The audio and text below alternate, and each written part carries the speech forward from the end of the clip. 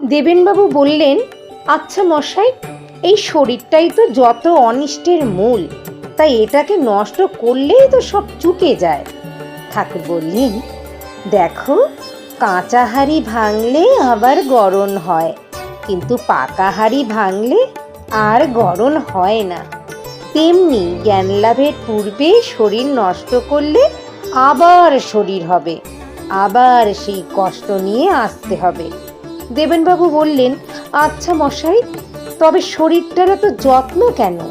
ঠাকুর বলছেন, দেখো, যারা ঢালাইয়ের কাজ করে তারা যতদিন না মূর্তিটি হয় ততদিন ছাঁচটা যত্ন করে রাখে। তারপরে মূর্তিটা তৈরি হয়ে গেলে ছাঁচ থাক আর যাক। তেমনি শরীর দিয়ে আত্মজ্ঞান লাভ করতে হবে, তারপরে শরীর থাক আর যাক।